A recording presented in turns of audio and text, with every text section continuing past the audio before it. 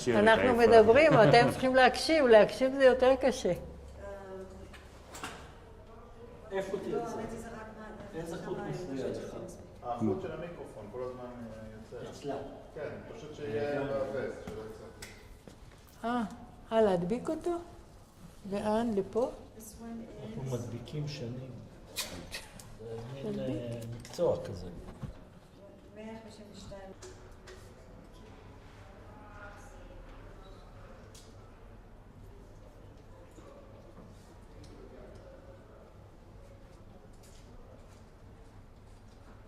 מרופדים. לא היו נשמרים בכלל. אנחנו דיברנו על איך את, בסוף תחילת שעברה, אנחנו דיברנו על איך את התלבשת. אז איך את התלבשת? היו לנו... חיות שלנו תפרו לנו שמלות. אני חושבת ששמלות היינו... אני לא זוכרת אם גם משהו מכנסיים או משהו בתור ילדות קטנות. אני זוכרת שתפרו לנו שמלות, חצאיות, שמלות. אחת האחיות בכלל היו לה ידי זהב, ואסתר היא פשוט הייתה יצירתית מאוד, והיא קנתה את הבדים ותמיד תפרה לנו אותה. היא למדה גזרה. בגדים. יותר מאוחר כבר, כשאחותי הלכה לקיבוץ, שמדר, האחת לפני הבחירה, היא כבר הייתה בשבילי, היא כבר הייתה שאיפה שלי, שאני אלך כמוה, ואני מכנסיים קצרים ומכנסיים, אבל זה לא היה בעיר העתיקה. זה לא היה בעיר העתיקה. בעיר העתיקה עוד לא הסתובבנו עם מכנסיים קצרים, כמה שאני זוכרת. זה רק אחר כך. אבל חצאיות שתפרו, שמלות, חולצות,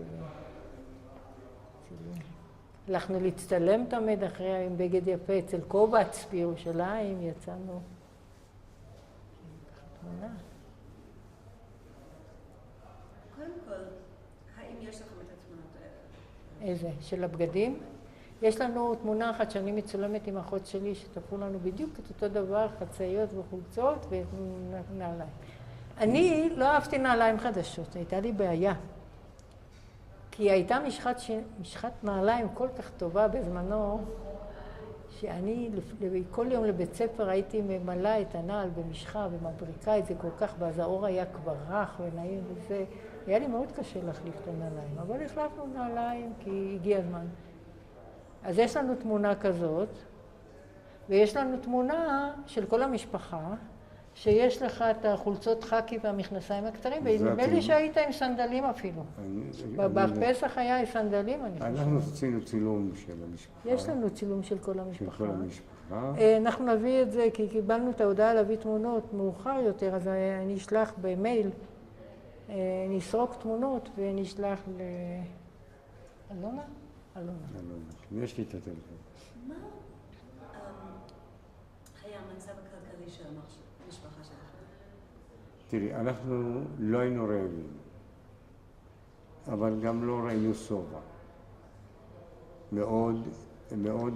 שובע ראינו, אבל מותרות לא. כן, לא, תשמעי, לא, האוכל היה.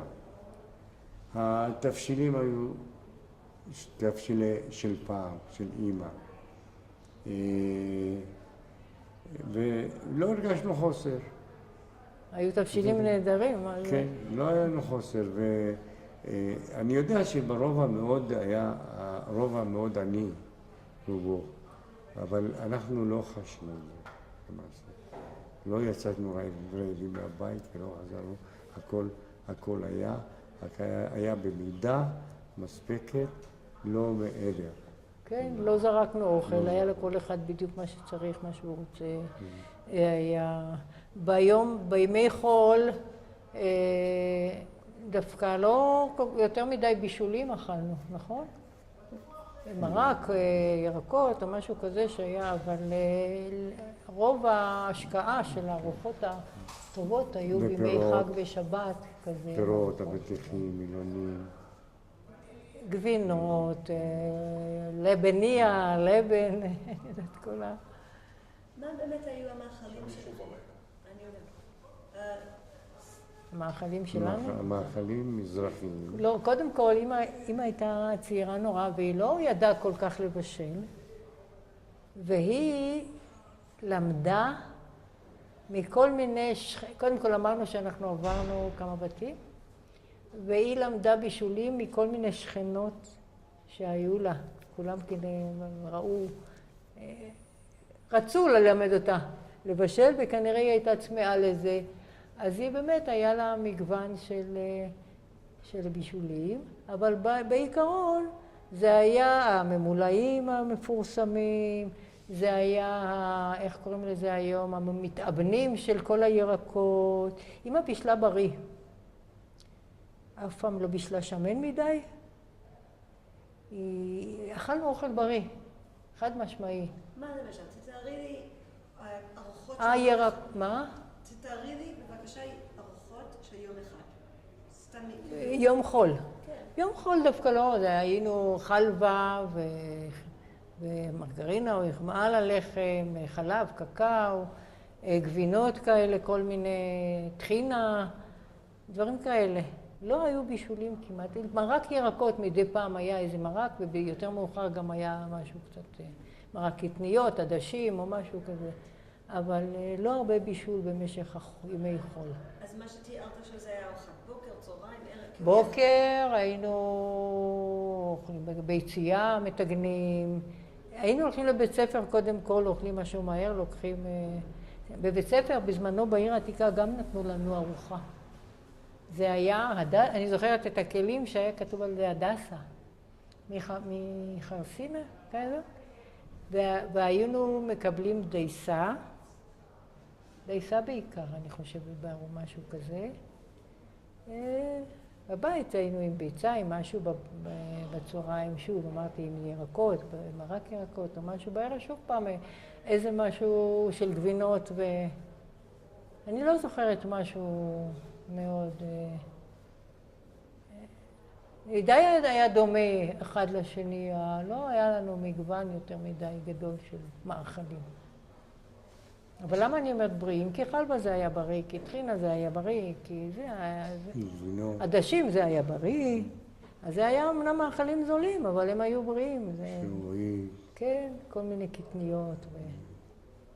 אמא הייתה מקלפת את החומוס, משרה אותו, מקלפת אותו, בלי הקליפות היא הייתה מבשלת אותו, הוא צהוב צהוב בחצאי גרעינים כאלה, והייתה מבשלת את זה עם קורקום ועם כדורי בשר עם אורז ומשהו כזה, וזה מה דליקטס. מי שהיה שם יותר מאוחר, היא באה לקיבוץ גם, כשאבא שלי כבר לא היה בחיים, אז היא הייתה כל שבת מזמינה משפחה, היינו 3 אחים בקיבוץ, אנחנו גם כיום 3 אחים בקיבוץ. כשהיא הייתה, בת 7 לפני כן גם הייתה בקיבוץ, ועוד אחות הייתה בקיבוץ, אבל הם עזבו, וכשהיא הגיעה לקיבוץ היינו 3 משפחות כבר, של 3 אחים, וכל שבת היא הזמינה אליה לדירה מישהו לארוחה. אז היה קטע, אני רק רוצה לספר בגלל האופי של האמא שלי. זה היה אופי מאוד פדנטי של ארוחה, של הכל אסתטי, בשיא האסתטיקה להגשת האוכל. הייתה משהו ממש מאוד פדנטי. יום אחד הבן שלי נכנס אליה ואומר, סבתא, הממולאים שלך איזה משהו. אני הייתי רוצה לראות שתעשי לי ענבים ממולאים. אמא שלי ספגה את העיירה, גיחכה. אחרי כמה זמן היא הזמינה אותנו לארוחה. ולך יונתן, יש לי מאכל ספיישל. והיא מוציאה לנו סיר קטן עם ענבים ממולאים באורז ובשר. היינו יום אחד אצל קומורובסקי, ארז קומורובסקי, לאיזה יום פינוק שהרבנות עשו לנו.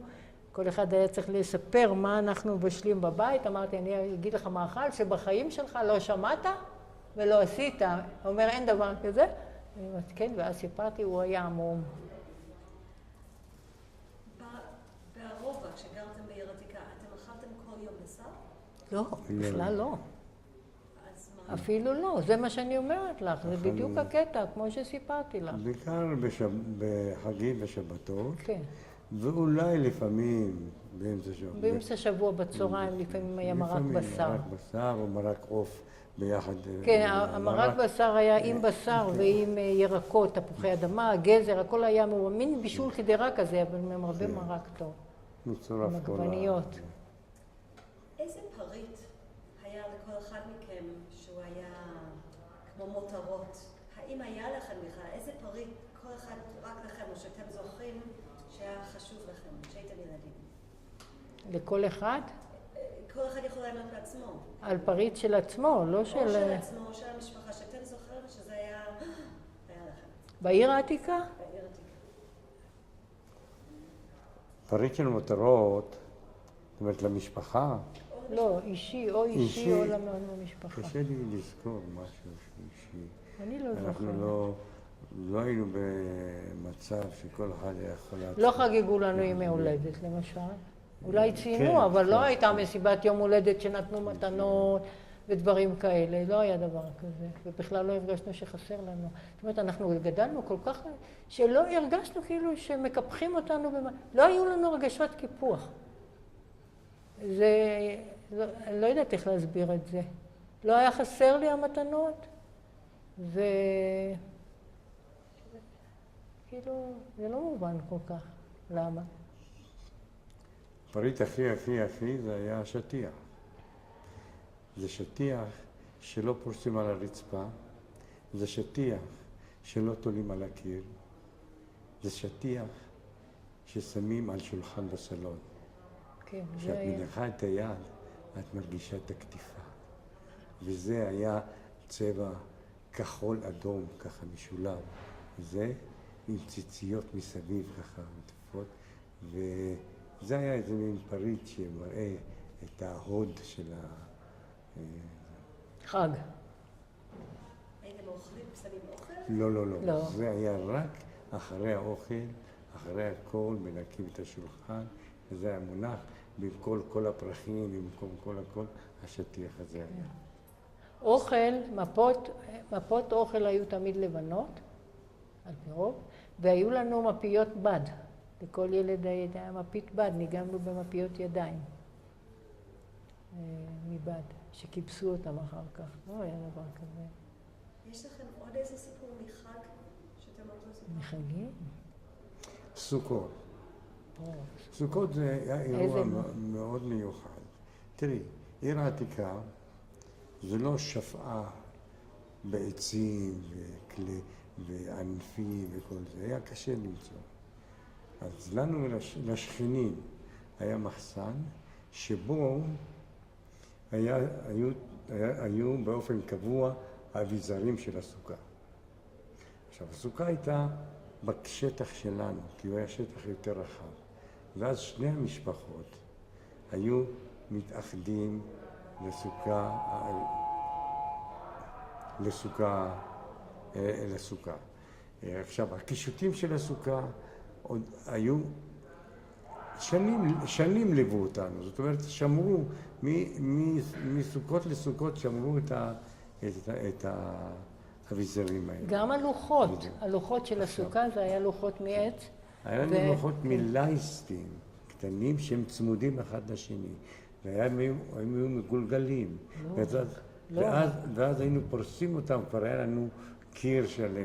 נוסף לזה גם היה בד, היה קצת ענפים למעלה, וכל הקישוטים עם הכוסות, הכדורים המוזהבים מצבעים, זה עוד היה. מעניין מאוד שזה... להבדיל מסוכות של חגי הטבע שעשינו בקיבוצים בעיקר, מפירות וכל, אז שם במסורת היה קישוטי נייר, כל מיני. ואני להבדיל מדוד זוכרת כמה לוחות עץ, שהייתי כל סוכות המומה, איך אבא היה שומר את הלוחות, ואיך הוא ידע שהלוח הזה הוא בדיוק בשביל הפינה הזאת. זאת אומרת, היה לכל לוח את המקום שלו בסוכה, שנים זה בא וחזר. אותו דבר אמא, קיפלה ככה את הקישוטים, שמה אותם ככה שהם התגעצו כמעט ויצאו בשנה אחרי זה כמו חדשים. אלא אם ירד גשם או משהו שקלקל איזשהו קישוט או מבל פשוט, ודוד ממשיך מזה עד היום. אני עד היום בשנתיים עושה את זה. האחרונות לא, אבל אני קמתי, המשכתי להקים את הסוכה.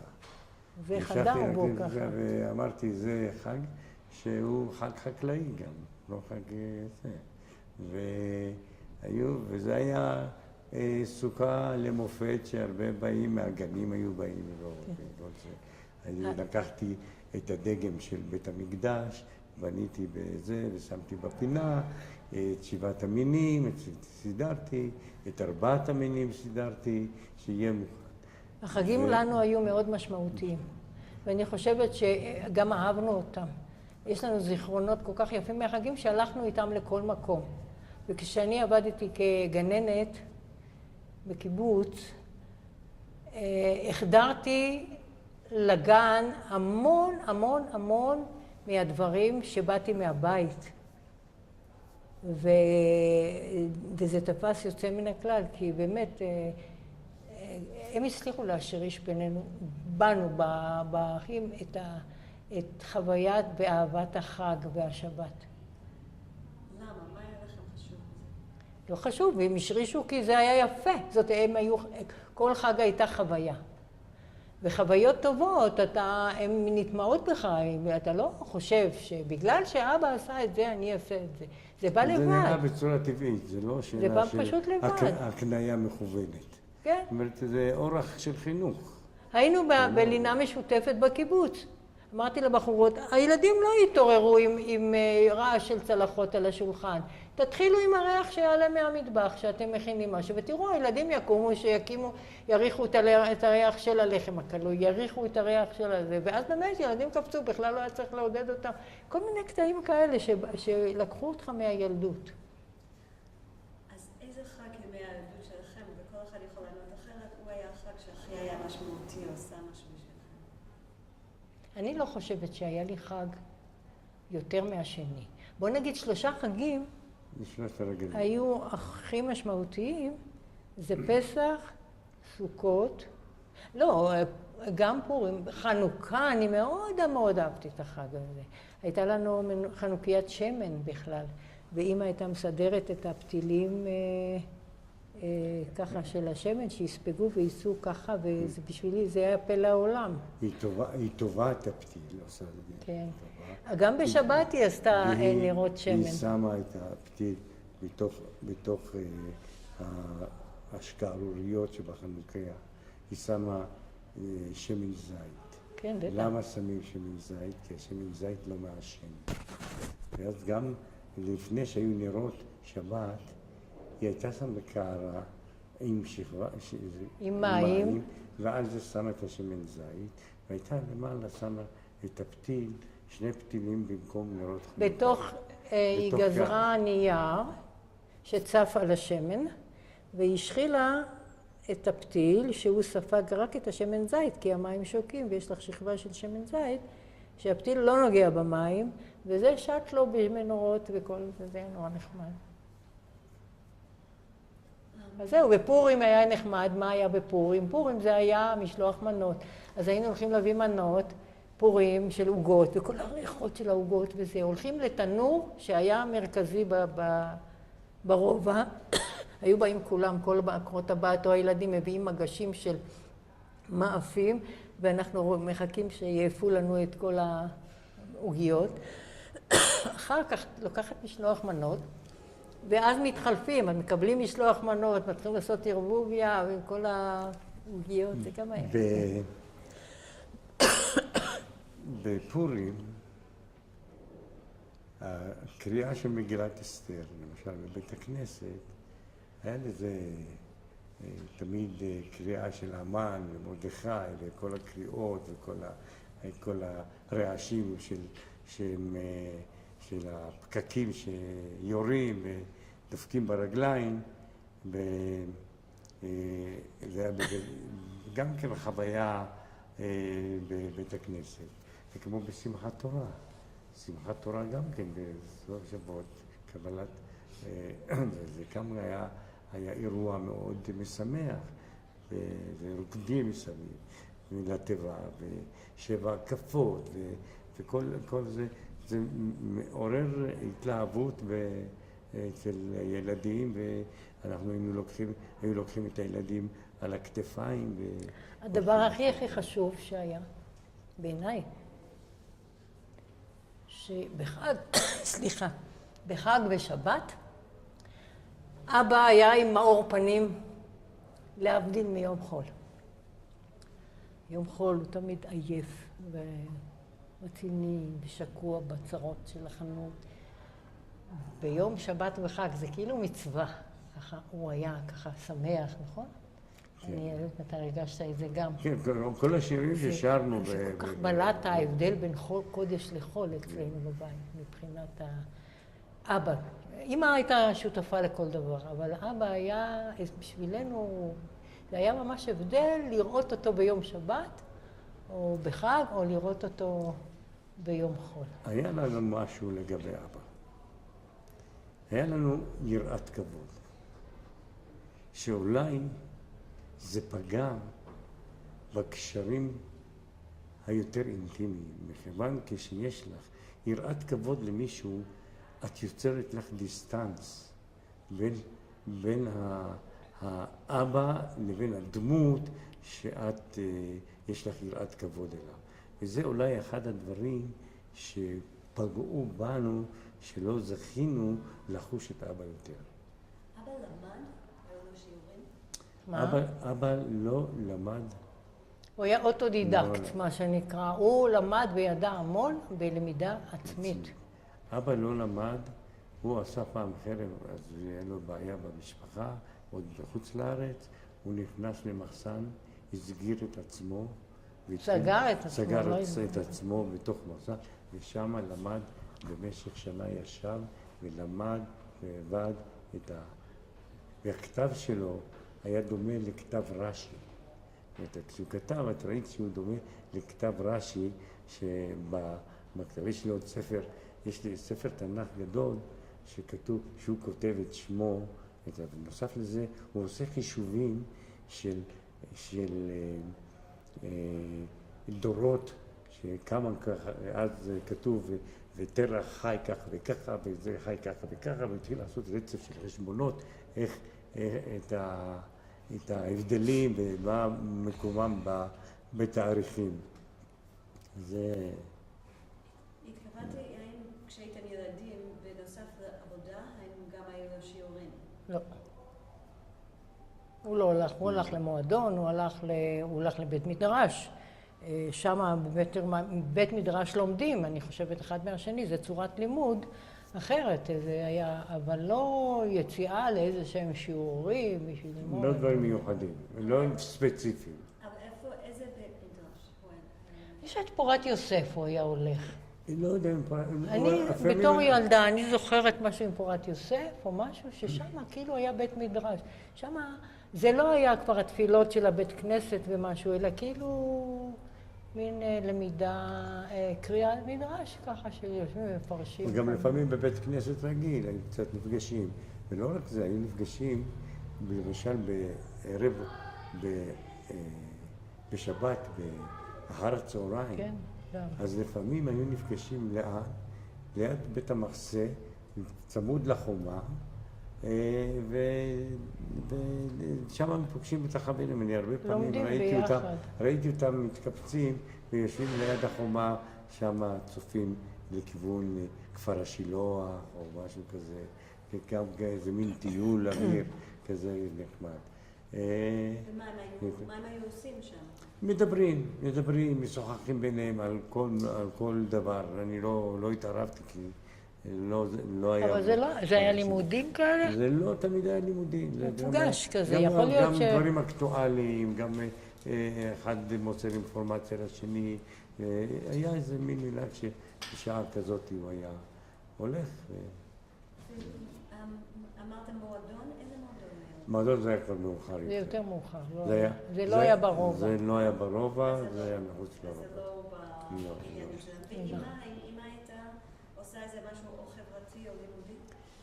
אמא הייתה אנאלפביתית. אבל היא התחילה ללמוד הלכה לשיעורים ללמוד. ברובע? את זה נלמד ברובע? אני לא יודע. כן, אני חושב שזה התחיל קצת ברובע, ואחר כך זה המשיך בקטן. לא, אם אתה התחלת עם זה, אז צריך יותר ממוקדם. כן. אמא, בהיותה ילדה צעירה עוד בעיראק, ההורים שלה רצו לשלוח אותה ללמוד, כן, כמו כולם, אבל אבא שלה היה עיוור, והוא אמר, לא, אני רוצה שרחל תלך איתי. זאת אומרת, היא הלכה איתו לכל מקום, במקום עבודה שלו, הוא עשה סבונים, מכר סבונים או משהו כזה, ועם המכירה הזאת הם הלכו לבתי הלקוחות. וככה היא הלכה איתו, ואחר כך כשהגיעה הזמנה ללמוד משהו, אז היא אמרה לו שהיא תלך האחות הזאת. כאילו אחד מסר את מקום הלימודים הזה לשני, שהוא יזכה בזה כאילו. בכוחות עצמה משהו. מי היה המשפחה שלכם שגר בעיר עתיקה? מה זאת אומרת? אמרתם שגרתם בזכות. איזה דדה? לא. בן יוסף. המשפחה של האח של אבא גרו בעיר העתיקה, נכון. ברחוב חב"ד, היה עד מאורעות 29, נדמה לי, או 26. במאורעות הם ברחו מעיר העתיקה. נשאר רק מישהו אחד, לא? לא נשאר, גם רפאל יצא, אבל... רק הייתה לו חנות שם. החנות נשארה, אבל הוא גר בחוץ. והם עברו למקור חיים, נדמה לי, שם הם השתכנו. אבא נשאר, הייתה עוד משפחה מצד אימא, שגרו גם כן עד 44 או 42, לא זוכר בדיוק, בעיר העתיקה, והם עברו למחנה יהודה. למה הם עזבו? אני לא יודע. אני יודע שהמשפחה של אבא, אבל עקב הפרעות לא רצו להישאר שם. מה היה הקשר שלכם לכותל? תראי, אני סיפרתי על הכותל עם יש סיפור על הכותל. אני מדברת על בכלל, לא... הכותל כיום הוא נמוך יותר. למה? כי כשהיינו מופיעים בכותל, היינו עוברים דרך שכונה. וכשהגעת לכותל היה רחבה צרה. אז הכותל נראה יותר גבוה. ובחגים היינו יורדים לשם. הפרופורציות השתנו. כן. כשהיה לך מעבר צר כזה שאת הולכת לכותל עם קיר ענק, אז היה לו משמעות לגובה של הקיר ענק הזה, כן. עכשיו יש רחבה כזאת עצומה מלפני הכותל, אז פתאום הכותל נראה אחרת, כן? בחגים, בשלושת הרגלים, הייתה תנועה של ציבור מחוץ לעיר העתיקה, לעיר החדשה, אפילו תיירים עוד מגיעים לעלייה לכותל המערבי. אז אנחנו הילדים הרבה פעמים, אנשים לא ידעו איפה הכותל, היו שואלים, אז אנחנו היינו מלווים אותם, להראות להם. אז לא פעם קיבלנו תמורת זה איזה כמה מעות כסף. מעות כותל. על ההוראה ועל זה. הם רצו גם לתת משהו, לא רק לבוא לכותל. מתי זה היה? זה היה עוד בזמן האנגלים. זאת אומרת, זה היה בתקופה שלפני.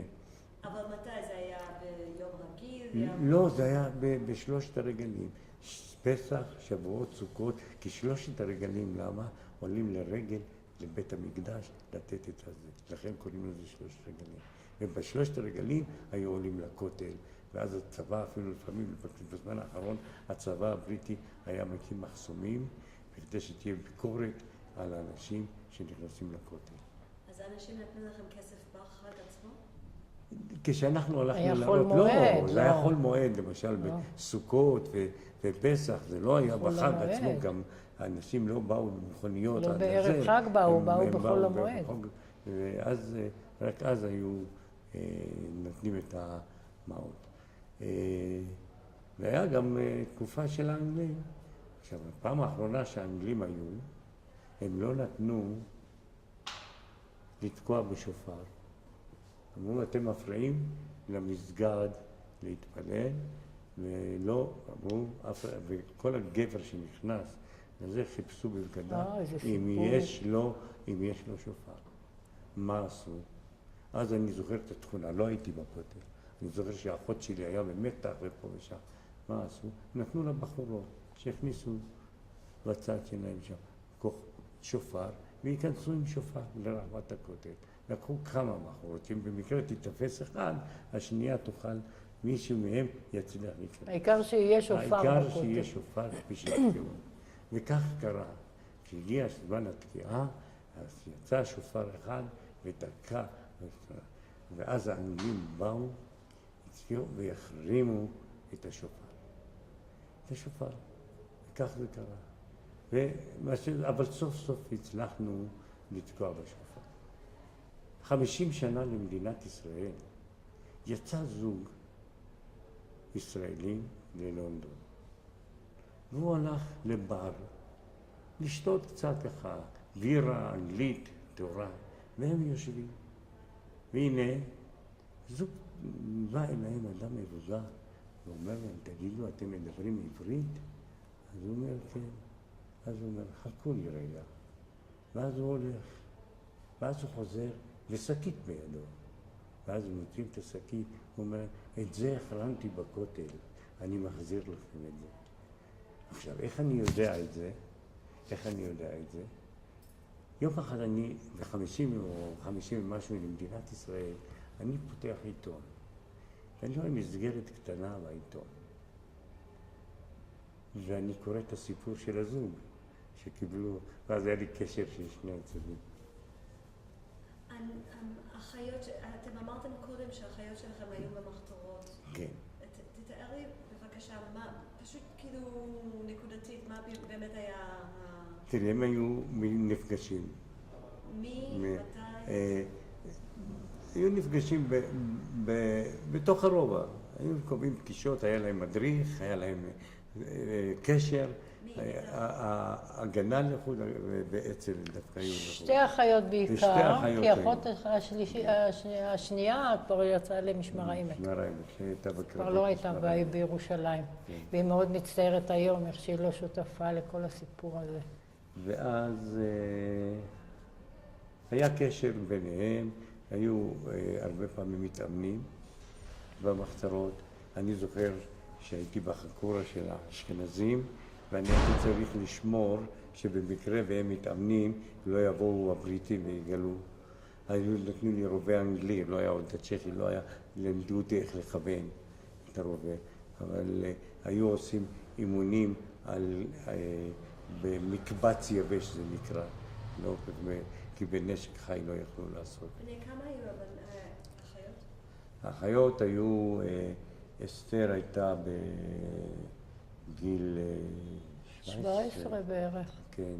ולאה הייתה בטח בת 14. 14 ו-13. ובאיזה מחתרות הם היו? כולם היו בהגנה. היה לנו, זה היה קצת מפלגתי בנושא עוד, בהגנה. אבל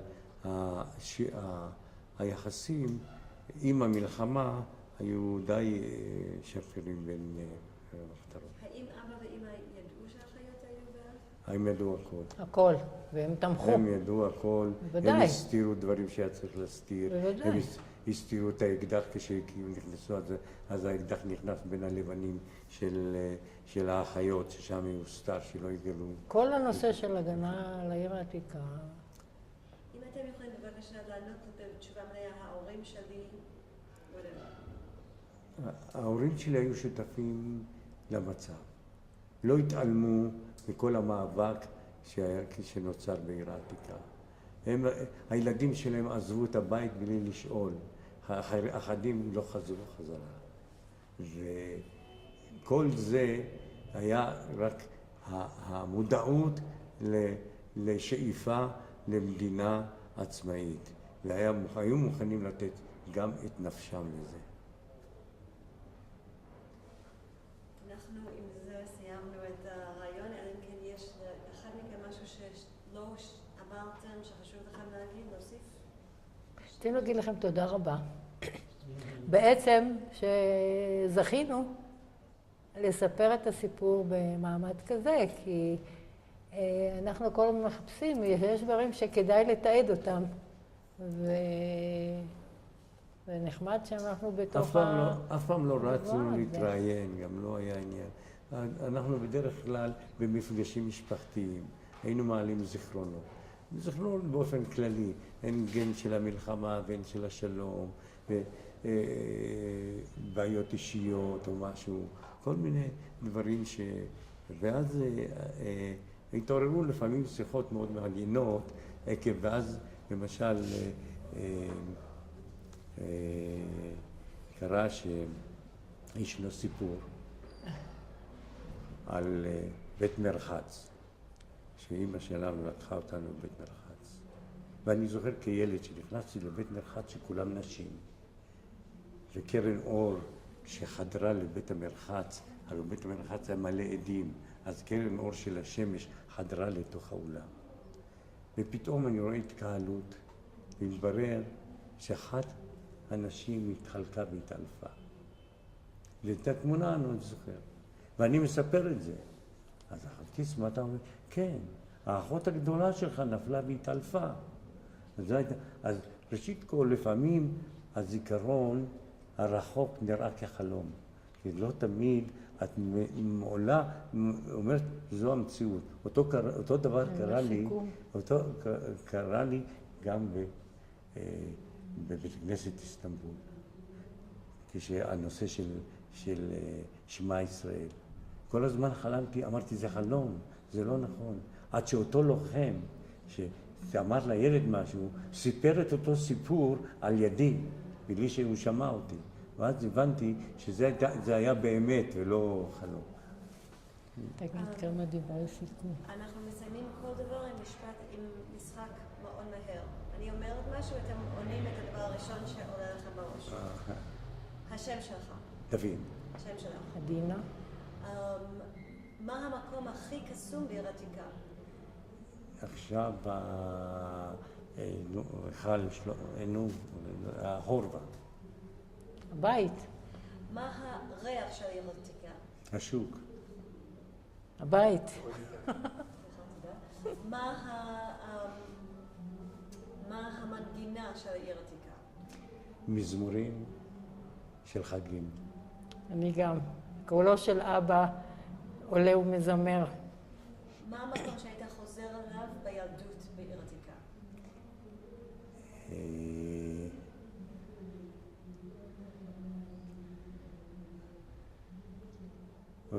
אולי לשכונה שלי, לבית. אני לגן. לא סיפרת לנו הרבה, אבל לא יהיה לנו זמן היום. אבל אם את יכולה פשוט להגיד איזה גן היית? הייתי בגן ילדים עם גננת אחת שקראו לה ניצה וגננת אחת שקראו לה חיה. ומה שאהבתי בגן הזה שהיה פסנתר, ואני כנראה בגיל צעיר הייתי קצת מוזיקלית וקצת רקדנית, ותמיד סיפרתי שהלכתי לגן בקפיצות פרפר, אף פעם לא הלכתי ככה, ובגן הסכימו לי לפרוט על הפסנתר מלמטה, לא כעסו עליי, והיה בית כזה נחמד בגן, שזה, אני יכולה להגיד גם על המורה של כיתה א' ב' שזה היה, זה שגם גן וגן הא' ב' שהיה לי... ואני קינאתי בה, אני הייתי בחדר. היה בנים בנות בכיתה שלך? לא. בעיר העתיקה לא. אבל היה... מה היה? בגן אני לא זוכרת כל כך. תודה רבה לכולם. אנחנו... תודה לכם, אנחנו מאוד מאוד מודים לכם. אוקיי, אפשר לבוא. דוד ומשפחת מזרחי, אפשר לבוא. דוד?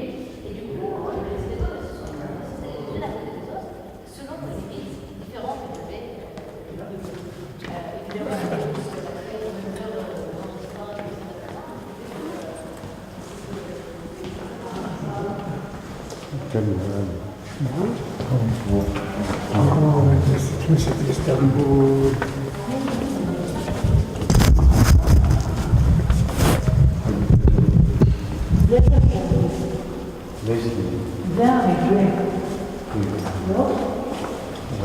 במדרגות. הוא אמר שיש פתח למדרגות.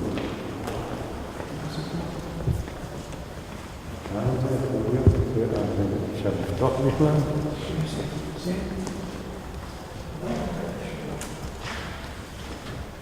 זה סגור. אולי שמה?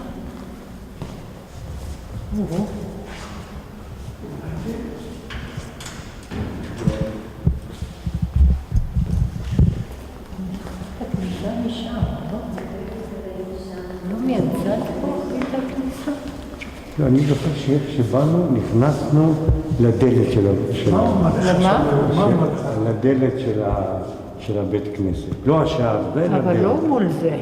מה אמר לך שם? לא, התיבה הייתה יותר בצד הזה. מה היה באותו יום שבאת? כאן, עכשיו ככה, לפי מה שאני מנסה לשחזר, הארון היה מצד ימין, לא כאן. עכשיו, כאן כל הציבור ישב על הרצפה. היה אחד על יד השני צמוד. ככה הם מילאו, אני לא יודע כמה ימים, כי אני באתי רק ביום האחרון. ואנחנו באנו וישבנו בהתחלה כאן, כי לא היה אפשרות להיכנס יותר אחורה. הדלת הייתה פתוחה שייכנס אוויר. עכשיו, אני שאלתי צריך להיות באר מים כאן בסביבה. אז הוא אומר לי, כאן סתמו את חלק מהמבנה שהוא חושב שהוא שמע שיש בסביבה באר מים. עכשיו, כשאני באתי וראיתי את הלוחמים ממול, והעסק נעשה יותר רציני ויותר רציני, עד לנושא שנעשה שקט. כשנעשה שקט, ואנחנו קמנו כולנו ואמרנו את שמע ישראל, אז היו כמה נשים צעירות שרצו להטביע את עצמם בתוך הבאר. לפני שיקרה משהו, או שיהיה אונס או מן דברים כאלה, התחילו, ואז אמא שלי לקחה אותי והוציאה אותי החוצה, והלכנו לזה. בהמשך הדברים, כשאני כבר לא בעניין, מתברר שאנשים התחילו לצאת החוצה. תודה רבה.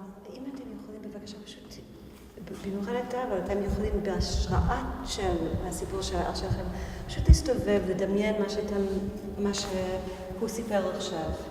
ופשוט ממש לראות מה היה פה באותו יום. ממש לנסות לשחזר בימים, פשוט יכולים לדבר איתנו, להיות פה בסביבה. יש לי פה, כשהעלית את הנושא הזה של ישיבה, יש לי את הקטע הזה של זיכרון. אני לא יודע מה הייתי פה, אבל יש לי בראש את התמונה הזו שיושבים יושבים הרבה על הרצפה. זה היה בעוד, למשל בבית של רוטשילד, שם בית המחסה, שם התאספו גם, ובכל הבתים היו מצופפו אנשים כמקלטים. אז מאוד יכול להיות שאמא גם לקחה אותנו לברר איפה באמת, עד שהגיעה למסקנה שבבית שלנו הוא הכי בטוח ממה שקרה. אני לא זוכרת את המקום הזה במלחמה. אני לא מדמיין.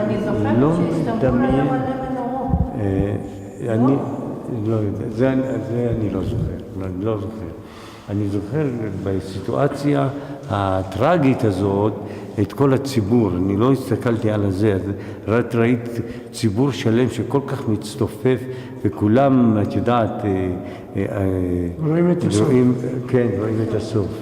והמעמד של שמע ישראל, שהוא בסך הכל מצמרר בנקודה הזאת,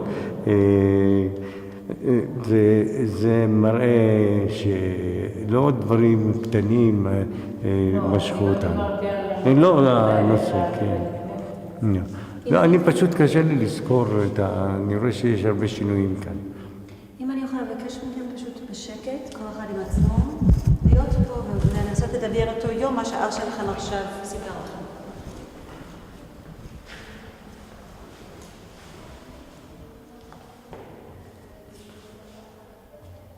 אתם יכולים להסתובב אם אתם רוצים.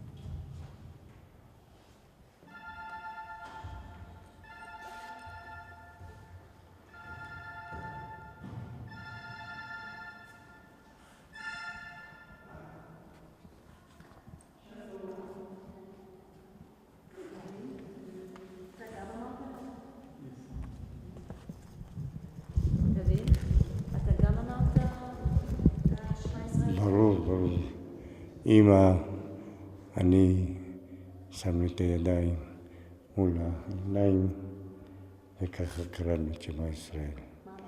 שמע ישראל, אדוני אלוהינו, אדוני אחד. כל הציבור בפה אחד, בקול רם, שישמעו. אולי איפה שצריך לשמוע, ולא שמעו.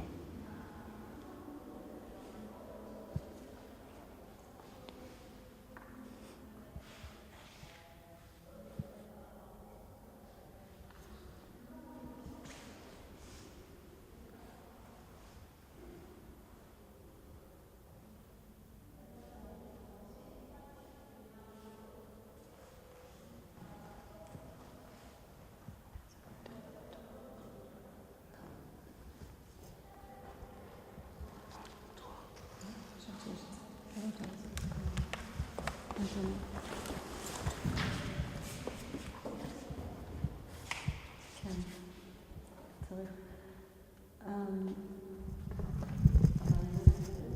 שם שיהיה. לא יהיה שם